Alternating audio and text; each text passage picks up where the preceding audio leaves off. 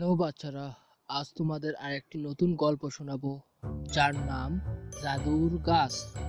কোনো এক গ্রামে কবির নামে এক লোক বাস করত।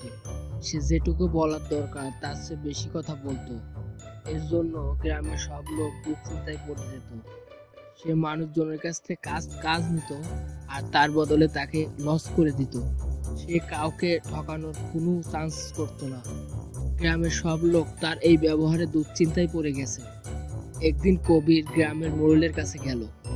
আরে আরে আরে আরে আরে মোড়ল সাহেবের জয় হোক। আরে কবির, তুমি হঠাৎ এখানে কিসের জন্য? তোমার কি কোনো সমস্যা হয়েছে? মোড়ল সাহেব, আমি অনেক দুঃখিত।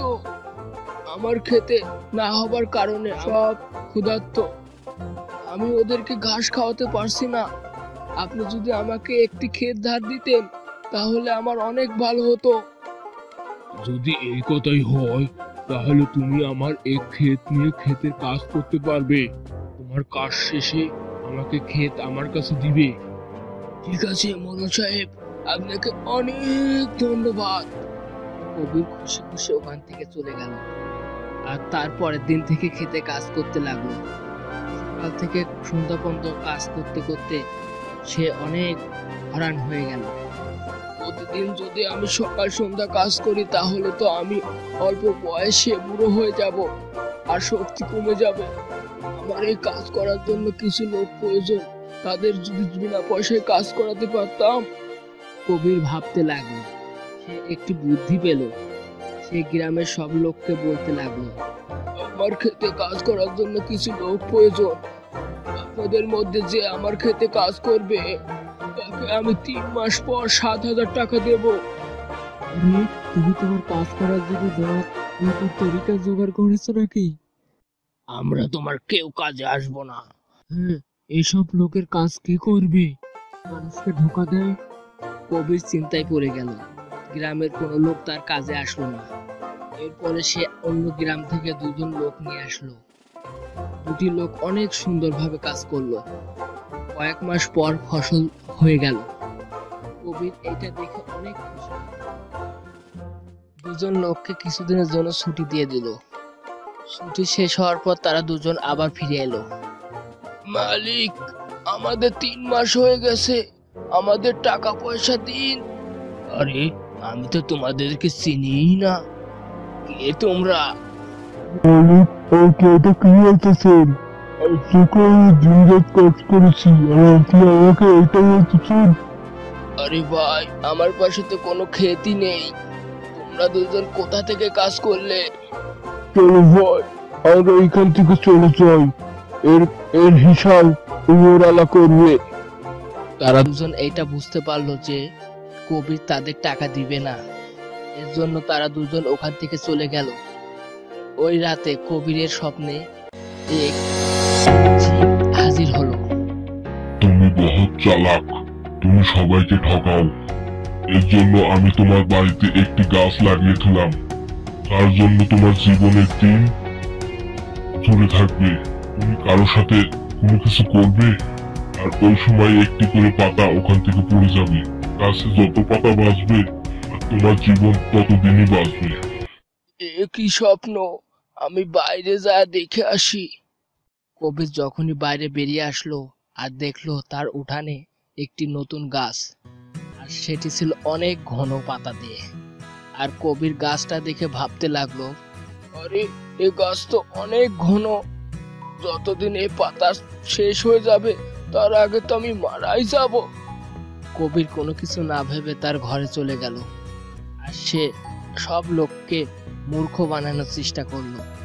আর সে গাছের দিকে কোনো নজরই দিল না। দিন দিন পাতা অনেক কম হয়ে গেল। একদিন গ্রামের মোড়ল সাহেব তার বাড়িতে আসলো। আরে মোড়ল সাহেব, আপনি হঠাৎ এখানে কেন? আমি তোমার কাছে আমার ক্ষেত দাও। কোন ক্ষেত?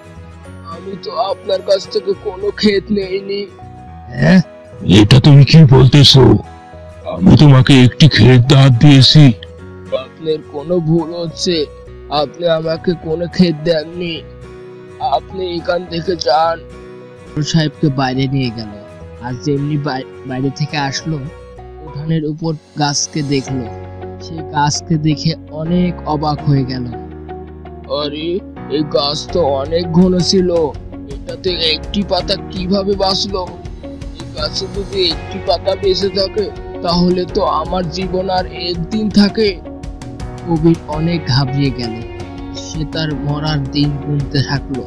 তার সব কথা মনে পড়লো, সে কি কি ভুল করেছিল।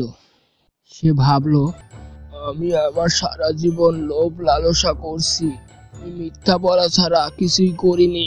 তা না হয় আমি কমসে কম আজ তো আমি ভালো কাজ করব।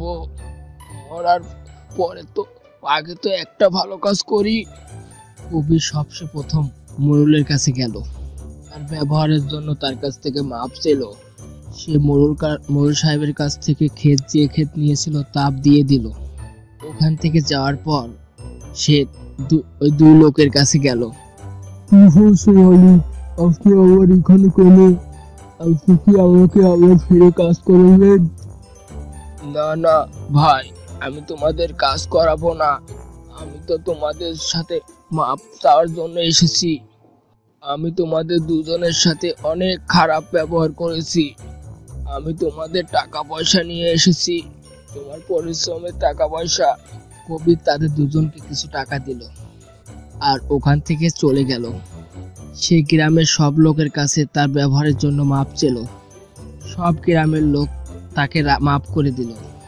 কবির বাড়িতে আসার সময় সে গাছের দিকে দ্বিতীয়বার তাকালো আর দেখলো, আর সে দ্বিতীয়বার আবার অবাক হয়ে গেল। সে দেখলো গাছের উপর অনেক পাতা। আরে, এটা কিভাবে সম্ভব? এই গাছে তো একটি পাতা দেখেছিলাম, হঠাৎ এত পাতা এলো কিভাবে? নিশ্চয়ই উপরওয়ালা আমাকে আরো হায়াত বাড়িয়ে দিয়েছে। কবির এইটা বুঝতে পারলো যে সে ভালো কাজ করবে, সে সব সময় ভালো থাকবে। আর সে গ্রামের সব লোকেদের সাথে মিলজুল করে থাকলো। আর সে সব সময় ভালো কাজ করতে লাগলো। গ্রামের সব লোক তার ব্যবহারের জন্য অনেক খুশি লাগলো। আর সে তার জীবনকে অনেক সুন্দরভাবে সাজালো। তো বাচ্চারা, আমরা এই গল্প থেকে এইটা শিক্ষা পেলাম যে আমরা যদি খুব ভালো কাজ করি, তাহলে আমরা সারা জীবন অমর হয়ে থাকবো। বন্ধুরা, তোমাদের যদি এই ভিডিওটা পছন্দ হয় তো এইটাকে লাইক করো, চ্যানেল সাবস্ক্রাইব করো, আর আমাদের কার্টুন শো সবার প্রথমে দেখার জন্য বেল আইকন দাবানো ভুলো না।